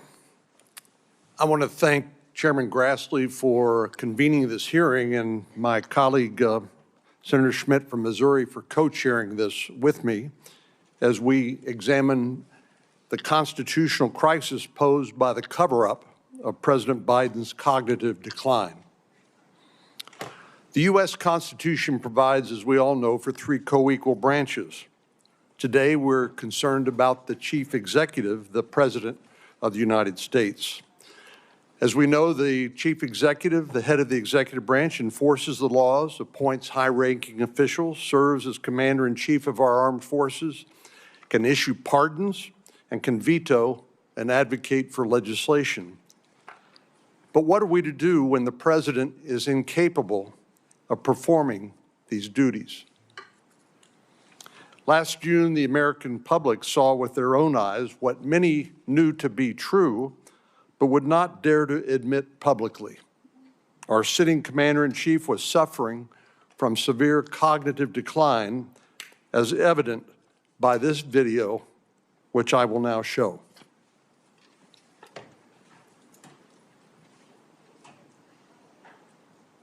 For what I've been able to do with the with the COVID, excuse me, with dealing with everything we have to do with. Look, if we finally beat Medicare, wants to get rid of the ability of Medicare for us to be able to negotiate. As we now know, there was a conspiracy to hide the president's true condition by his family, by his staff, by the media, and many elected officials. Jake Tapper and Alex Thompson, who co-authored a book entitled Original Sin, that book amounted to a mea culpa by the mainstream media, but they summed up the problem when they wrote this. Quote, what the world saw at Joe Biden's one and only 2024 debate was not an anomaly. It was not a cold. It was not someone who was under or over prepared. It was not someone who was just a little tired. It was the natural result of an 81-year-old man whose capabilities had been diminishing for years. Biden, his family, and his team let their self-interest and their fear of another Trump term justify an attempt to put an at times addled old man in the Oval Office for 4 more years. So make no mistake about it, this was a constitutional crisis, bigger than President Biden, bigger than any single election, and one that cannot be absolved by the collective apology of the press and an election where the president's party lost. Current events, such as we are experiencing today in the Middle East, are a prime example of why we need a president with his full cognitive abilities, making important decisions involving war and peace. We should know, but we don't yet know, precisely what should happen when a president is unable to perform his or her constitutional duties. And that's the purpose of today's hearing. There are many unanswered questions from this scandal, questions that the authors of Original Sin failed to address in their book, questions that are foundational to the proper functioning of our government. We will address those here and shine a light on exactly what went on in the White House during the Biden presidency. We simply cannot ignore what transpired because President Biden is no longer in office. With a compromised president, our government's very legitimacy and capacity to function was undermined. The American people paid a price, from President Biden's handling of the border crisis to the disastrous events we saw unfold in Afghanistan. It's absolutely imperative that Congress grapple with these difficult questions, no matter how much our Democratic colleagues would like to simply sweep it under the rug. We need to know who was in charge during the last months of the Biden administration. Was it his wife, his chief of staff, nameless others? None of these people were elected by the American people, nor were they authorized by the Constitution and laws of the United States to carry out the duties of the President of the United States. The 25th Amendment provides a roadmap for succession in instances of presidential incapacity. Section 4 gives the Vice President and a majority of the President's cabinet the authority to challenge the President's ability to carry out the functions of his office, subject to a vote in Congress. But in this instance, the Vice President and the cabinet, the very ones authorized by the 25th Amendment to question the President's capacity, they did nothing. Are there penalties when the when the cabinet and the Vice President refuse to carry out their duties under Section 4 of the 25th Amendment? Should there be more accountability? The framers of this amendment acknowledge that the execution of that amendment would depend on the good faith of the cabinet and the Vice President. But Biden's cabinet and the Vice President did not act in good faith. They acted in their political and personal self-interest. This is the great paradox of self-government. Many of the rules, traditions, and institutions that sustain our republic are self-enforcing. The health and legitimacy of our democratic republic rests on the character of the men and women who serve in government. As a government, it is imperative that we have clear contingency plans when emergency strikes. And yes, it is an emergency when we have a sitting president who's unable to discharge the duties of that office. The concerns raised by this incident stretch far beyond the bounds of partisan politics. I will note that few of my Democratic colleagues are here today. Thank you to Senator Welch from Vermont for being here, leaving us with no other option than to take the boycotting of this hearing as an admission of guilt for their role in this crisis. We must not turn away from the search for answers, and it is not an overstatement to say that the future of our country could one day hinge on how we choose to act or not act on this very issue. I look forward to hearing from our witnesses this morning as we examine the difficult but necessary questions that must be answered from this monumental scandal. I yield to my colleague from Missouri, Senator Schmitt, who will now co-chair the hearing. Thank you. I do want to begin by expressing my sincere gratitude to Chairman Grassley for granting me the privilege of co-chairing this committee with my esteemed colleague, Senator Cornyn. The title of the hearing, Unfit to Serve, captures a sobering and undeniable truth.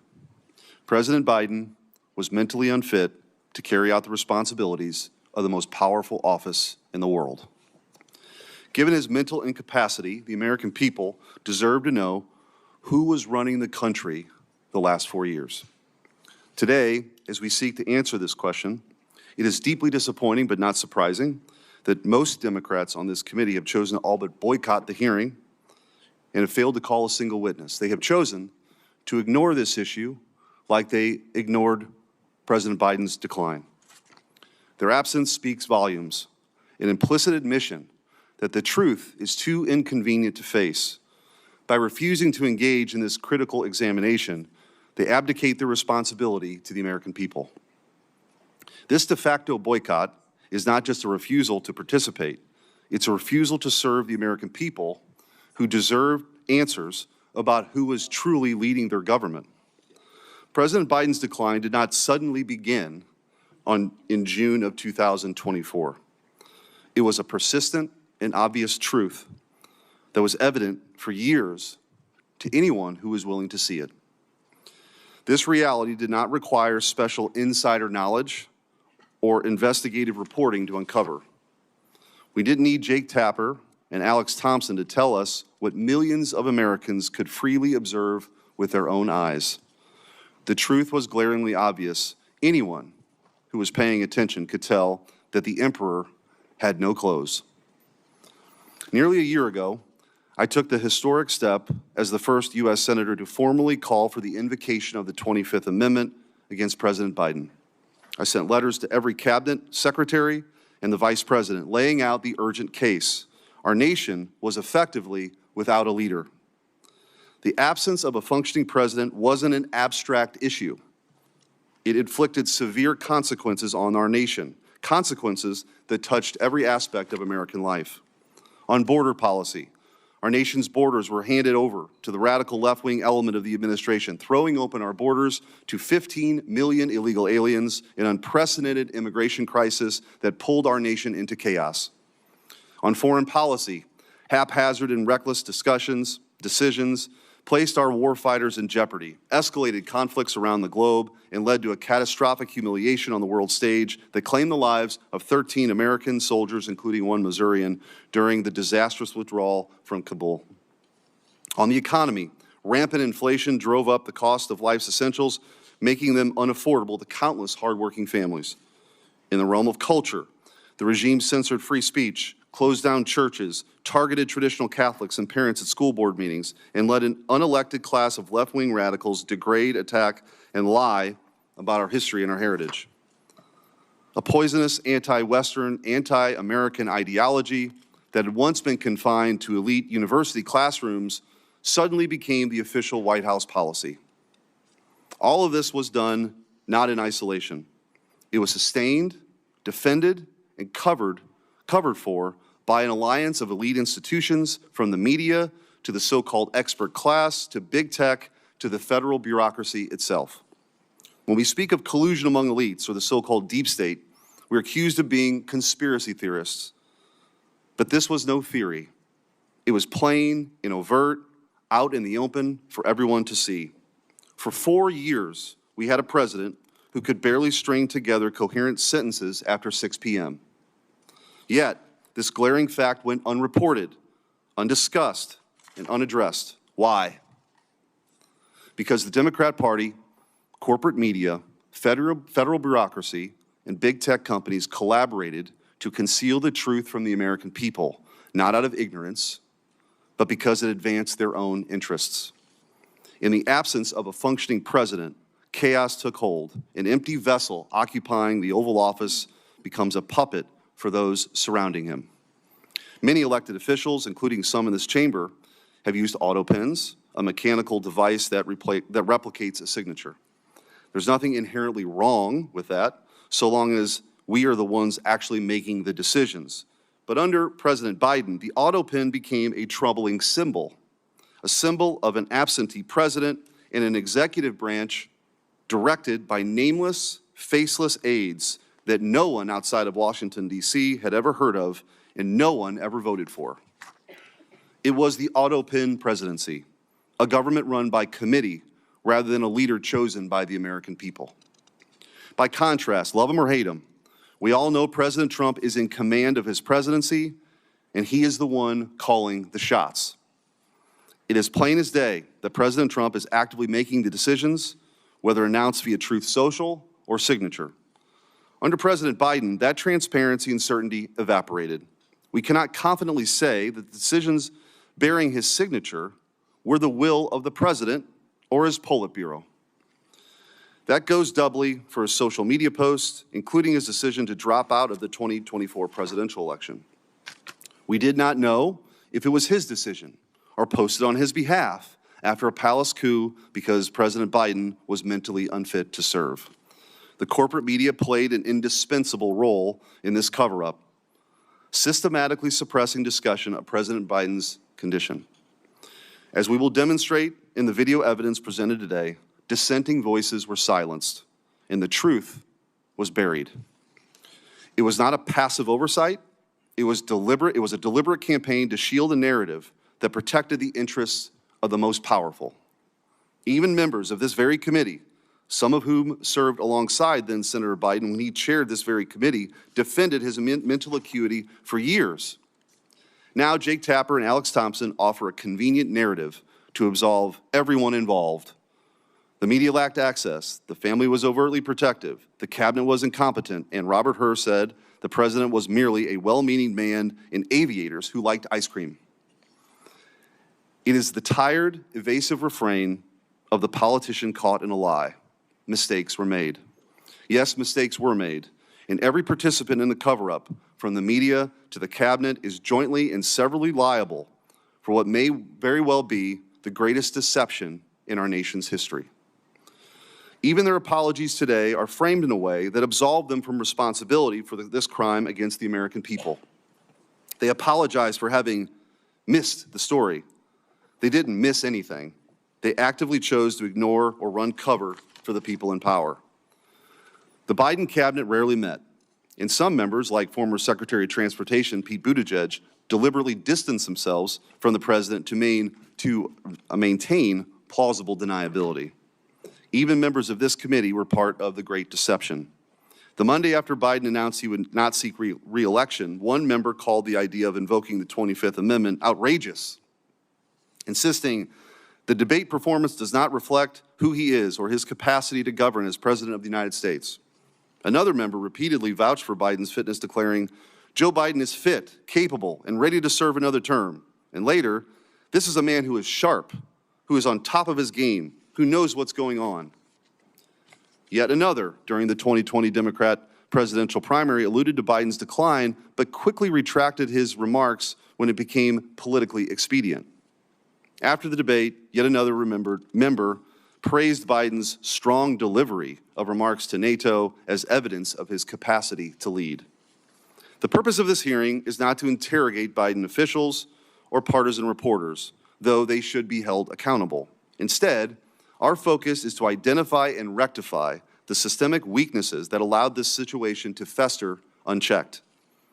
Our distinguished witnesses, experts in White House transparency, operational procedures, and executive power will assist us in diagnosing these flaws. While the House and Senate pursue fact-finding missions to hold these responsible to account, our mission here is to chart a path forward. We cannot allow another weekend at Biden's presidency with its glaring national security vulnerabilities papered over by an auto pen. The D.C. establishment might argue that the governance of a shadowy, unelected figures is a legitimate substitution for a functioning president. It is not. The American people cast their vote for a president, not a faceless apparatus.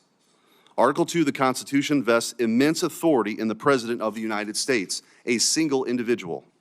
With that extraordinary power comes equally profound responsibility. At the Constitutional Convention, our founding fathers debated giving the President the title of Defender of the Rights of the American People. The security and well-being of the American people and their rights must take precedent over personal ambition. It is often said that power corrupts. I believe that power reveals. Over the past 4 years, this cover-up laid bare a disturbing reality.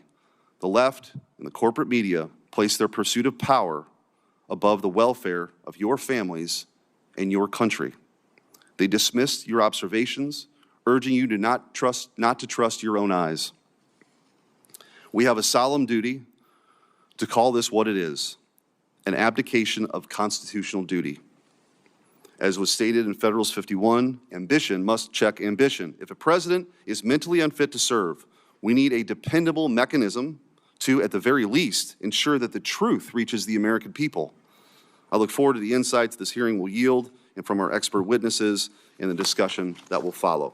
The public is counting on us to ensure this never happens again, because we won't always be fortunate enough to have a leader like President Trump who is so unmistakably in command. Senator Welch. Thank you very much. Senator Cornyn indicated the view of the hearing is that there was a constitutional crisis as a result of the cover-up of President Biden's decline. I believe there is a constitutional crisis. It's the collapse of Congress asserting its Article I authority to make decisions about the well-being of the American people. What has this Senate debated in the months that we've been here, other than nominations? Have we discussed the possible war with Iran? Have we had a serious discussion on the floor about the massive and mounting debt?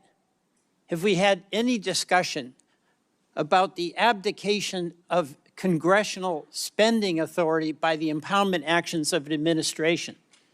Have we had a discussion about climate change that is causing havoc throughout the world? What we've done is gone to the floor and haven't debated. We've gone to the floor and voted on nominations.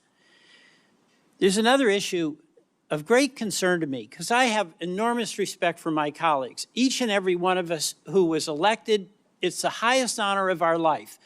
Each and every one of us came here because it is in our bones that we want to try to do something beneficial and make life better for the people we represent. And we have different points of view. But instead of this Congress debating those different points of view about oil exploration, or about clean energy, about a good healthcare system, what we do is turn that debate into personal accusations of motivations, of cover-up, of conspiracy, of bad character. of demeaning folks who disagree with us. So we never get to the discussion about how do we have a healthcare system that works for the people in Texas, the people in Louisiana, and the people in Vermont. We never get to the discussion about are we going to deny the reality of what we know is true, climate change, and how do we address that in a way that maintains a strong economy and actually builds a strong economy. We get into the accusations that if you disagree with me, you're a left-wing radical. We get into these discussions that if you disagree with me, you're a Marxist. We get into these discussions that fan the perception of the people we all represent, who desire nothing more than be able to take care of the families, live with some security, make a contribution in the communities where they live. That if a person disagrees with you, they are a bad person. We will get nowhere with that approach. Now, so many of the things that happened in the Biden administration, I totally supported, and many of you totally opposed. Those are policy disagreements. He came in with COVID. We got through COVID. We can debate about how we did it, but that was an accomplishment. The American Rescue Plan, we had the biggest jobs creation in the history of the country. The CHIPS and Science Act, acknowledging that we have to have a strong economy and be able to have the best chips here manufactured in the United States. We did that. The Federal Disaster Program improved significantly. And I can go on and on. And I'll take up something where we didn't do well, and that's immigration. You won that argument. But does it mean that those who disagreed with you along the way were bad people, should be labeled Marxist, should be condemned? The American people ultimately gets to decide. But to the extent that we have a responsibility that we share, Republicans and Democrats, whichever side of the issue you're on, is to debate the issue and not debase the people who are in the debate. That's what I see as the crisis that we're facing in this Congress. Our refusal to engage in the serious discussion about the issues that are having such an impact on the people we represent. And I'm going to tell you what I think is a cover-up. I think this big, beautiful bill done by reconciliation, where by decision of the majority, not a single member of the minority who represent half of the citizens of this country can even be in the room when the terms and the policies are being debated. We are not there. That is what I call a cover-up, because our responsibility to the people we all represent is to debate health care, is to debate our budget, is to debate about the debt that we're going to be leaving future generations.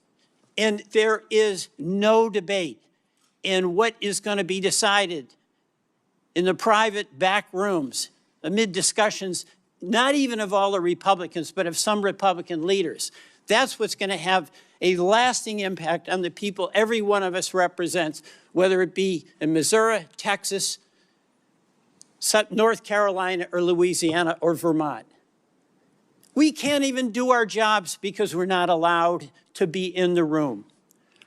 So, sure, we can enjoy the pleasure of looking back at the Biden administration and then getting into the weeds about when and where and how the president was acting at any given moment.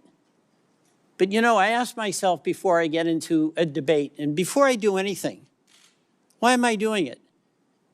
And if I do it, does it have the potential to make things better for the people I represent? And if the answer is no, it doesn't have any opportunity to help the folks in Vermont, I just shut up. That's what I do, because it won't help. What we're doing right now won't help. It will not help. And I ask myself, why in the world are we doing it? But we know the answer to that. Because the politics that has been embraced in this Congress is the politics of accusation, of demeaning adversaries,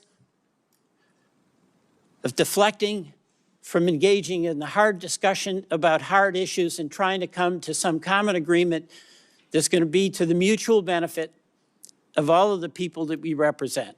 I yield back. Thank you. We'll now introduce the witnesses.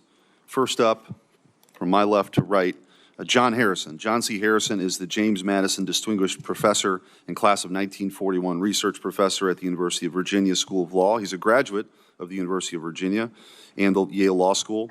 After graduating from law school, he engaged in the private practice of law, then clerked for Judge Robert Bork on the U.S. Court of Appeals for the D.C. Circuit. From 1983 to 1993, he worked at the U.S. Department of Justice, including as Deputy Assistant Attorney General in the Office of Legal Counsel. He joined the law faculty at the University of Virginia in 1993. In 2008, he was on leave from the law school to serve as counselor on international law and legal advisor to the United States Department of State. His principal academic fields are structural constitutional law, administrative law, federal courts, and constitutional history. Skipping over the empty seat to Theo Wold. Theo Wold is a visiting fellow for law and technology policy at the Heritage Foundation. Wold is the former Solicitor General of Idaho. Previously, Wold served as the acting assistant attorney general in the Office of Legal Policy at the Department of Justice and deputy assistant to the president for domestic policy under President Donald Trump. Wold clerked at the U.S. Court of Appeals for the District of Columbia Circuit for Judge Janice Rogers Brown and the U.S. District Court for the District of Puerto Rico for Judge Jose Fuste. Wold is an intelligence officer in the United States Air Force. Wold holds degrees from Georgetown University, where he studied government and English, and from the University of St. Andrews, where he studied English literature, and a JD from the University of Notre Dame. Mr. Wold and his wife have 5 children and live in Boise, Idaho. Sean Spicer. Mr. Spicer served as the 30th White House press secretary, is the author of 4 best-selling books, and the host of the Sean Spicer Show. Mr. Spicer previously served as communications director and chief strategist of the Republican National Committee and worked for several members of Congress. He currently serves on the board of visitors of the U.S. Naval Academy, holds master's degrees from the U.S. Navy War College, and is in his 26th year of service in the U.S. Navy. Mr. Spicer is a native of Rhode Island and resides in Virginia. It is the tradition of this committee that all witnesses will be sworn in. If you'd please rise, I'll swear you in now. Raise your right hand. Do you swear that the testimony you're about to give before this committee will be the truth, the whole truth, and nothing but the truth, so help you God?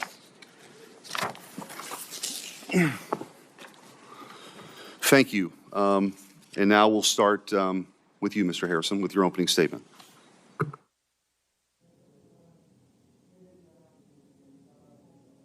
Sure, Mike there. Thank you.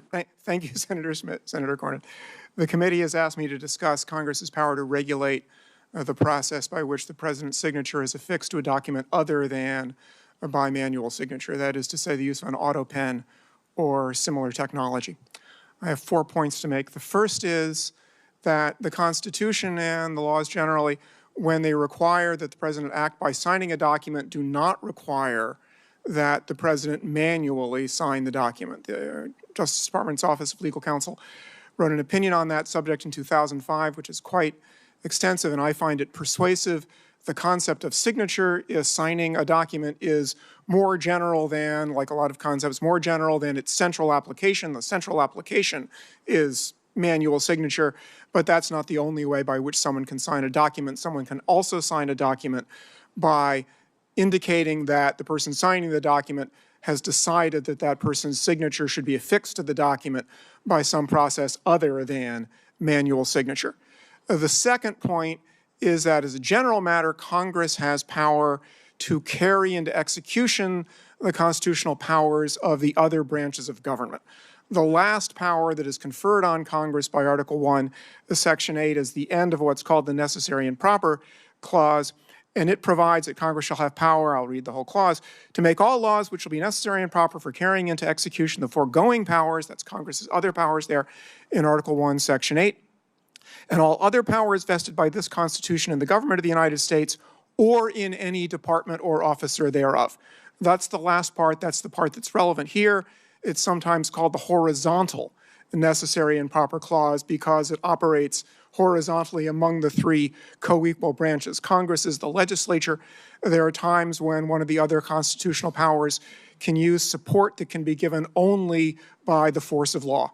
And that is something that Congress can do with a horizontal and necessary and proper power. The next thing I'll say is there are some principles, I think, that should govern exercises of the horizontal necessary and proper power. The first is that it operate to support, to assist, to make cause to function better, the power that is being carried into execution, be it that of the president or that of the federal courts. The second is that in supporting the other powers, Congress not seek to exercise powers that are vested elsewhere, like the power to decide cases, like the president's power of pardon. And third, when Congress exercises that power, it should make sure not to put substantial burdens on the exercise of the other powers that it's seeking to support, powers that once again are vested elsewhere than in Congress by the Constitution. I think Congress can regularize the process by which the president's signature is affixed without his manual signature in a way that would be consistent with Congress's horizontal necessary and proper power. In particular, Congress can require that when the president indicates that his signature is to be affixed to a document without manual signature, that that decision by the president be documented and some individual record that the president has made that decision, and that be made part of the public record, say by being published in the Federal Register or the weekly compilation of presidential documents. A statute like that would carry the president's power into execution because making sure that the president really has made a decision and that it wasn't made by someone else with the president's auto pen is a way to make sure that the power is properly exercised, that is, by the president. As long as a statute like that is completely neutral, applies the same way to all presidential decisions, it shouldn't raise any problem of Congress trying to control the president's authority. Again, constitutional powers are vested in the other branches and supported by Congress under the horizontal necessary and proper power. And third, a requirement of documentation. Well, the White House does a lot of documents. The requirement of documentation would not place a substantial additional burden on the president and the processes by which the president acts. And I would suggest that if the committee consider legislation along these lines, that it inquire into the paper flow process currently used in the White House so that any statute Congress enacts will make that process work better rather than burdening it, making it not work as well. Thank you. Thank you. Mr. Wold. Senator Cornyn, Senator Schmidt, members of the committee, thank you for the opportunity to testify this morning about how the cover-up of President Biden's mental decline endangered America's national security and undermined the Constitution. The U.S. Constitution vests executive power in a single person, the president. At the founding, the president exercised the executive power through only a small group of trusted advisors and personnel. In fact, President Washington had a 4-member cabinet. Today, the president directs a Leviathan executive branch with 15 cabinet departments and at least 4 million full-time executive branch employees. The executive branch proliferation has a single source of democratic legitimacy, that by order of the U.S. Constitution's Article 2, the president is both elected by the American people and vested with the executive power, all of it. Traditionally, the president takes positive actions and authenticates those actions through his signature. His signature is required for the most significant actions he may undertake: to sign an executive order, to take any action invested in him by the Constitution, as in granting a pardon, and to take the most important action of all, to sign a bill into law.